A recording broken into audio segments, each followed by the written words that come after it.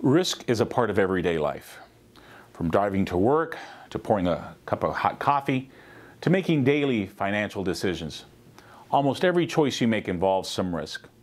In this lesson, you will learn ways to evaluate, manage, and reduce your personal risk. Risk is a chance of loss, injury, or something not going according to plan. Taking risk might cause you to lose money, leave you unable to work, or lead you to miss out on something you really want. Most people choose to take risk when the potential reward is more motivating than the possibility that a decision will not work out in their favor. There are ways to manage risk, but a certain amount will always be present. Since most things we do involve risk, it's important to identify the hazards of various situations and understand strategies to manage the risk you take. There are four main ways to manage risk: risk retention, avoidance, sharing, and reduction. Risk retention is when you accept a given danger and prepare for scenarios where things don't go as you had hoped. When you choose to retain the risk, you must accurately determine the potential consequences and have a contingency plan in place to overcome those consequences if an undesirable scenario occurs. For example, you choose not to purchase insurance on your cell phone because you haven't broken your last 5 phones, and you have enough money to buy a new phone if it does break. That's an example of risk retention. Risk avoidance is another risk management technique. Here you avoid becoming involved in the situation to avoid risk exposure. Maybe there's a dangerous part of town you avoid after dark, or a busy freeway you choose not to drive on. These are examples of risk avoidance. It's important to note that every financial decision you make involves risk.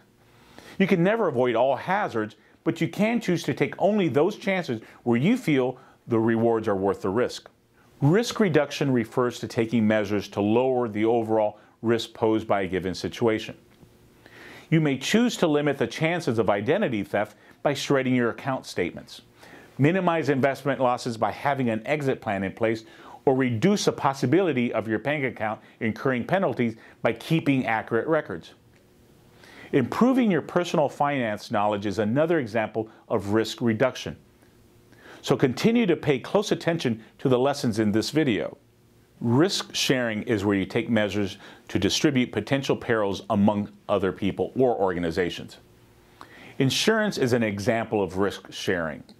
When you purchase insurance, you transfer some of the risk to the insurance company, which in turn shares the risk with a larger group. For instance, when you purchase a car insurance, you share your risk of getting in an accident with all the other people insured by the company. To illustrate the 4 different types of risk management, let's look at the situation where you have an investment opportunity that offers potential for you to either double your money or lose your entire investment. If you choose to make the investment, this is an example of risk retention. If you choose not to make the investment, that would be risk avoidance. If you take measures to limit your losses to 25% and then make the investment, that is a risk reduction. If you pull together some money from friends to make the investment together, that would be risk sharing. The book, Risk Happens, states that things go wrong. The real world will not respect your hopes, plans, or expectations. The good news is that when you recognize potential risks before they occur and plan out your response, you minimize the life risk you face. This lesson will help you prepare, so complete the activities below now.